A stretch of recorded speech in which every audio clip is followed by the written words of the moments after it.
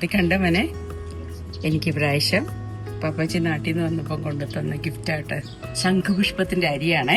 എനിക്കിവിടെ വൈറ്റ് ഒരുപാടുണ്ട് കേട്ടോ. പക്ഷെ ഈ ബ്ലൂ കിട്ടാതെ ഞാൻ വിഷമിച്ചിരിക്കുമായിരുന്നു. എന്തായാലും എന്റെ ആഗ്രഹം അറിഞ്ഞ് അപ്പ എനിക്ക് ഇന്നലെ കൊണ്ടു തന്ന ഗിഫ്റ്റാണ്. പിന്നെയാണെങ്കിലേ ഞാൻ കഴിഞ്ഞ പ്രാവശ്യം ഒരു വീഡിയോ ഇട്ടില്ലായിരുന്നോ, ടയറിനകത്ത് ഇങ്ങനെ പൂക്കളൊക്കെ വെക്കുന്നത്. അത് കണ്ടിട്ട് ഒത്തിരി പേര് എന്നോട് ചോദിച്ചു ആ ടയർ എങ്ങനെയാണ് ഭിത്തിയില് ഫിക്സ് ചെയ്യുന്നത്. ഞാൻ കാണിച്ചു തരാവേ, വായോ. ഇവരെങ്ങനെയാണ് ഈ വോളിൽ ഫിക്സ് ചെയ്തേക്കുന്നതെന്ന് ഇപ്പൊ കാണിച്ചു തരാം കേട്ടോ. ഇത് കണ്ടോ, ഈ ഹോൾഡർ വോളിൽ ഫിക്സ് ചെയ്തിട്ടാണ് ഞാൻ ഈ ടയറിനെ ഇതിനകത്ത് വെച്ചേക്കുന്നത് കേട്ടോ. ഈ ഹോൾഡറിൽ ഇവിടെ നമുക്ക് വേണമെങ്കിൽ ചെടികൾ ഹാങ് ചെയ്തിടാൻ പറ്റും, ഈ നടുക്ക് ഹാങ് ചെയ്തിടാൻ പറ്റും. അങ്ങനെ ഒരു ഉദ്ദേശത്തിലായിരുന്നു ഞാൻ ചെയ്തിരുന്നത്. ഇപ്പൊ കാണിച്ചു തരാവേ. ഹോൾഡർ കണ്ടല്ലോ എന്റെ മോ.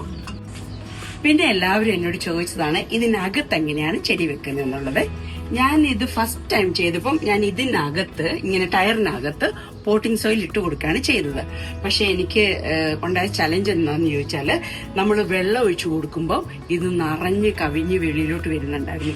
പ്രത്യേകിച്ചും ഈ ടയറൊക്കെ ഇങ്ങനെ ഭിത്തിയെ കൂടെ ഒലിച്ചു വരുമ്പോ, മണ്ണിങ്ങനെ സോയിൽ ഒലിച്ചു വരുമ്പോൾ ഭയങ്കര വൃത്തികേടായിരുന്നു. അതുകൊണ്ട് ലാസ്റ്റ് ടൈം ഞാൻ ചെയ്തപ്പോ ഞാനിങ്ങനെ പോട്ടിനകത്താണ് ചെടി നട്ട് ഇതിനകത്ത് വെച്ചു കൊടുത്തത്. ഇതിങ്ങനെ ഈസി ആയിട്ട് നമുക്ക് ഇതിനകത്തോട്ട് വെച്ചു കൊടുക്കാം.